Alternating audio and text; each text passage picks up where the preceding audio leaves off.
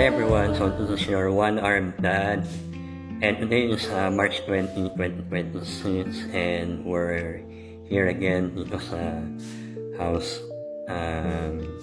natin to visit yung progress na. So it's been a while since I made a video about the progress of the house. So right now, ipapakita naman namin ngayon kung ano na yung mga latest development dito sa house construction natin dito sa Solen, sa Santa Rosa.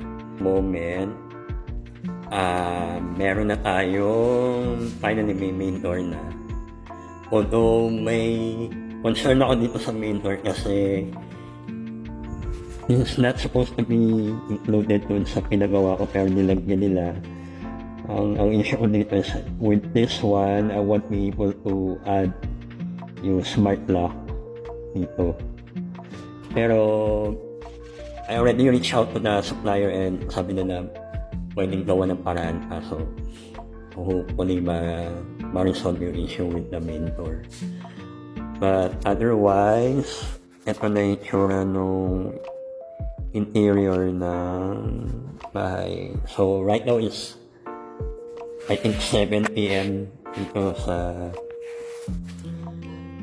labas. Finally, meron ng mga pin lights and mga profile lights na naka-installed. Ayan. So, lahat dito sa living room and common area ay warm light lang yung lights na pinalagay natin.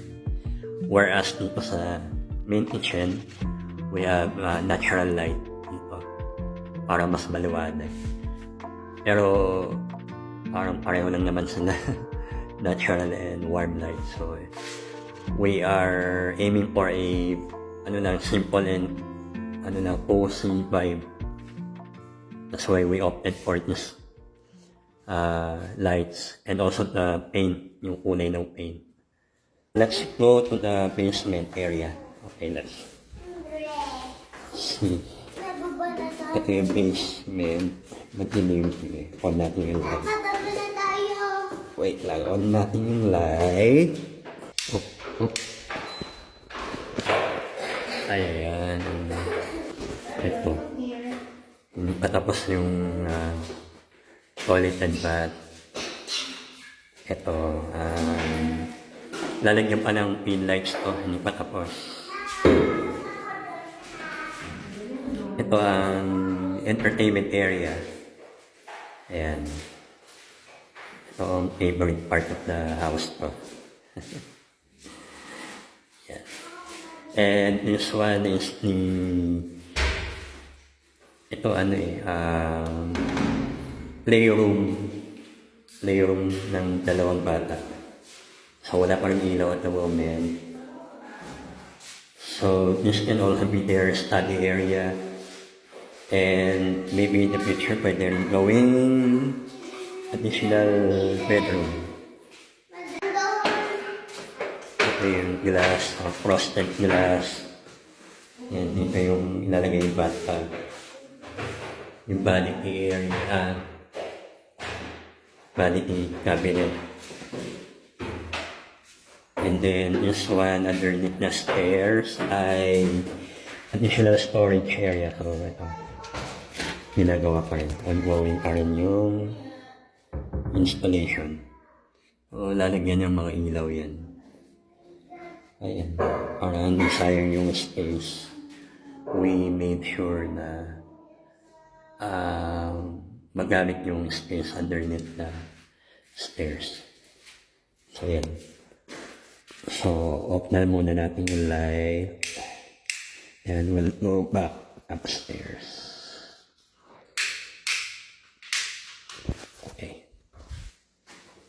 Ay, upstairs.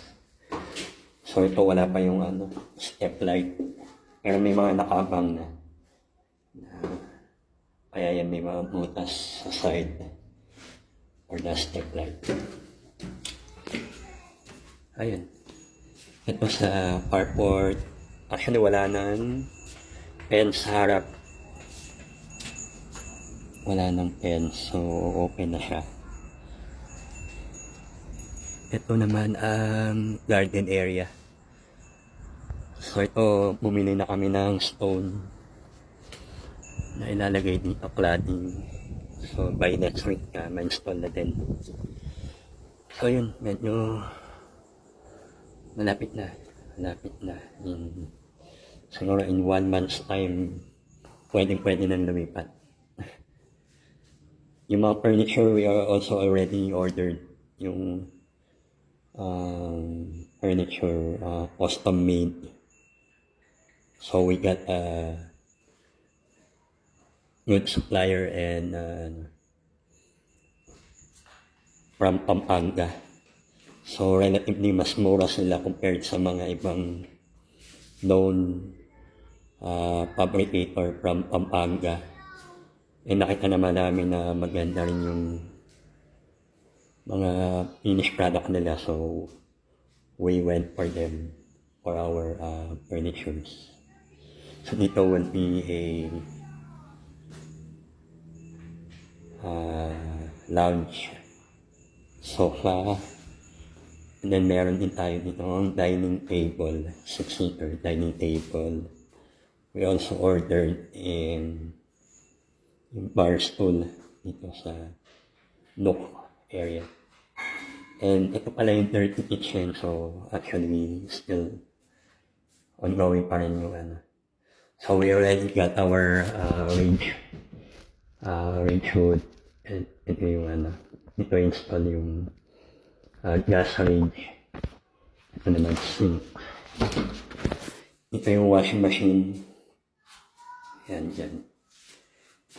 This is the helper's room, pero we can also turn it into a, I don't know, maybe pantry habang wala pa maid's room. Ito, this one is also custom made. Sliding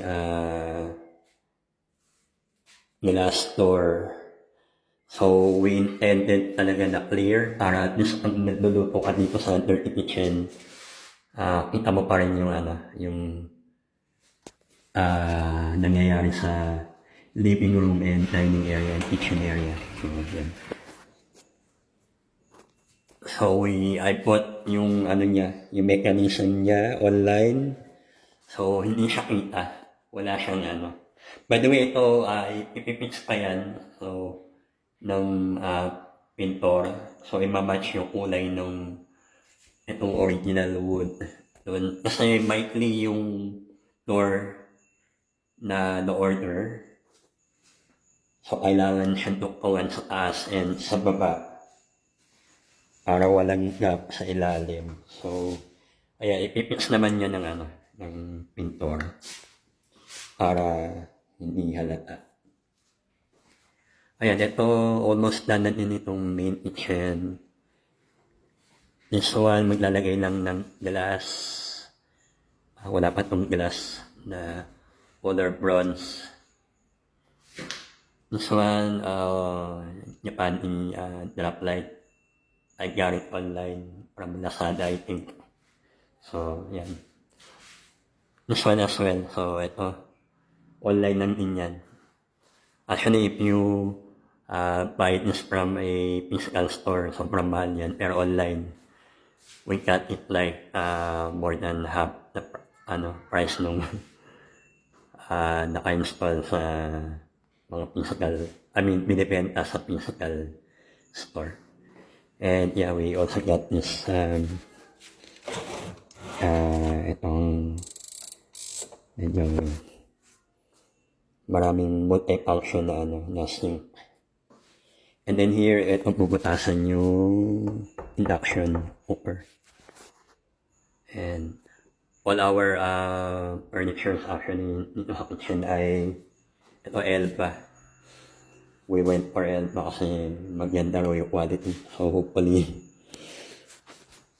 tumagal siya. So even our microwave, built-in microwave and oven ay Elba.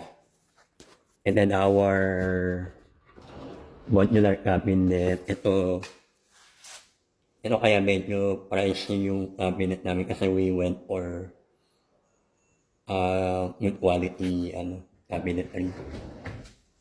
Ayan, soft close na po.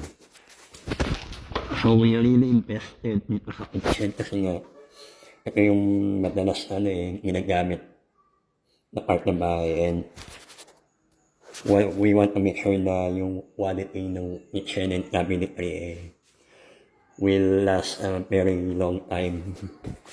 And syempre, pag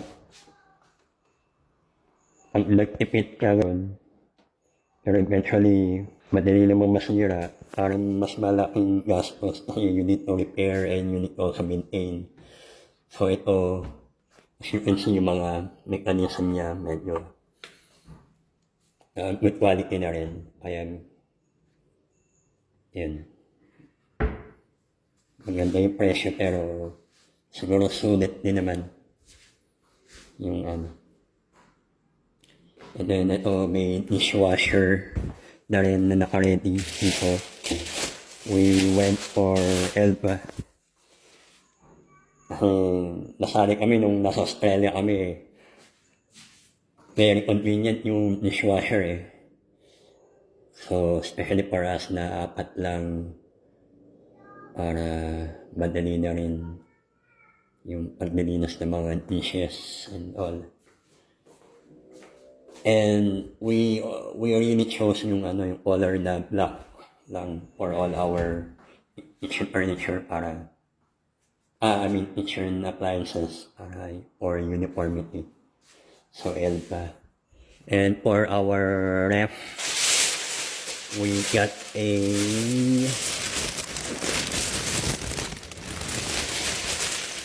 Vapor ref, hindi ko pa maano. Siguro next time ipakita ko yan. Ayun.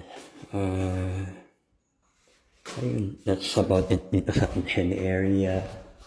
Off na natin ito live again. Ayun. Ito sa common toilet and bath, wala pa rin ilaw. So, I already ordered yung mga toilet and bath. So, one of them is smart toilet. We invested on a smart toilet. Ito ilalagay namin sa master. Pero yung the rest, ito parang smart toilet lang siya pero hindi na siya yung traditional toilet wherein meron siyang towel sa taas. So parang built-in na rin yung towel niya. So we will install this hopefully next week. And then they will finish this TV area by next week then. So maglalagay ng mirror doon, half moon mirror. And ito, I don't know what they're gonna put here in the middle, baka additional panel or wall cladding. Tapos yun. Medyo malapit na pero malayo pa rin. Pero I think in 1 month's time, maybe. Tapos na. Then here, ito hindi pa siya, if you notice, itong paint namin dito is we use tool white. I think ang ganda na register ng tool white, especially pag tinatamaan siya ng light sa gabi. Parang siyang grayish na white. Ito, hindi pa namin pinapinturahan itong part na to kasi maglalagay pa ng centered stone dito sa gitna para accent wall. So, still for delivery pa rin yung yung stone from one of our suppliers. So, yun.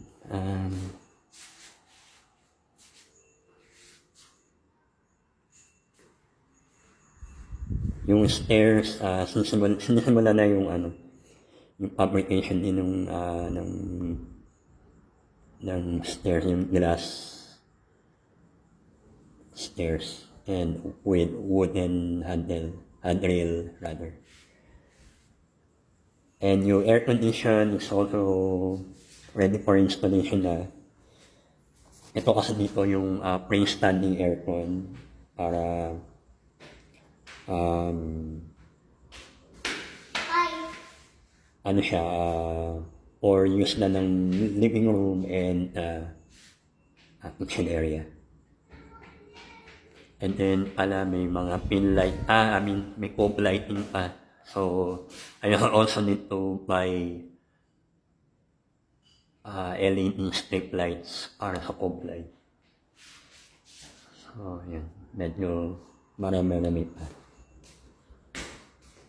Ayun, ito yung bathtub na install sa baba, ito pa. And yeah.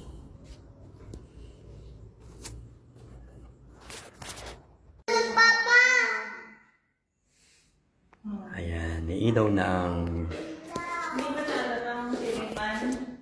family area.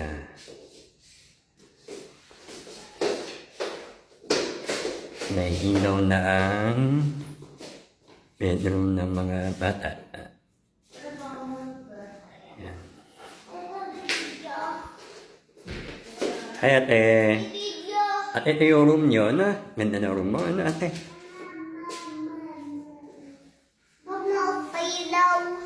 Wala pang ilaw ang master.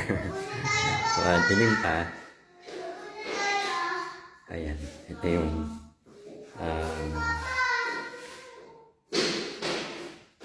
dresser, vanity.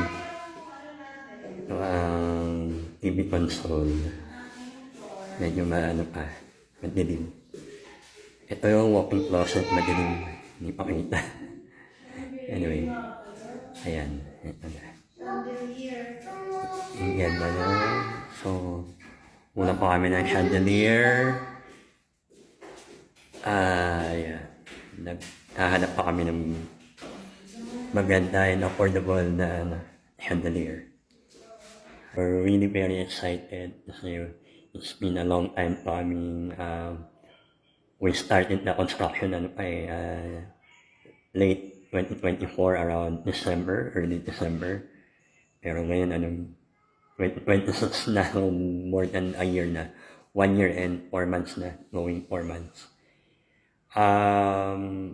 I can say medyo mabagal, pero I think it's worth it kasi yung pagkakagawa naman ng contractors, wala akong masabi sa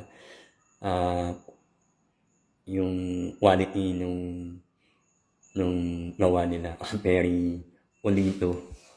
Even yung mga walls nila talagang pantay na pantay. Yung mga edges, wala kang makita na uneven or yung mga hindi pantay na poste or even the paint. Talagang very And I think na i-retouch pa daw uli yan. To me, perfect na yun eh. Pero sabi nila i-retouch pa raw uli nila yan. Once na matapos na yung mga ibang ginagawa pa. So, yeah, I'm really very happy with our contractor talaga. I can really recommend them. Or if you are planning to build your own home in the future and you are in this area, siguro Santa Rosa area, or even I think they also do projects in Tagaytay or even in some nearby provinces. So I can really recommend yung contractor namin. So yeah. Although syempre it's not without any issues or syempre parang if you are building a house, parang talaga kasama na yung yung mga hindi talaga mape-perfect lahat. Meron talagang mga issues na mangyayari along the way. Pero if you have a right contractor talaga who will guide you and help you throughout the construction of the house, malaking tulong talaga. Some would say na medyo mahal pang nagpa-contractor ka. I think since you're building a house, hindi naman siya you should also consider yung napak na hindi ka kumuha ng contractor, nakamura ka nga, pero hindi naman maganda yung inalabsan. So, might as well hire an engineer and an architect talaga to really construct your house. Kasi hindi biro yung pera ilalabas mo eh. So, you wanna make sure na everything is talagang pulido and as per doon sa how you envision your own house. Kasi, di ba, hindi lang naman isang beses ka lang papagawa ng bahay. It's really, and it's gonna be you're gonna live in that house for a very long time. Kaya dapat might as well, maganda yung quality and maganda yung kalalabasan ng house. So yeah, I'm really, really very, and we're really excited to move in dito sa house very soon. So yeah, so yun lang muna ang update namin dito sa house. So I'll see you again in our next video. So thanks everyone. Bye.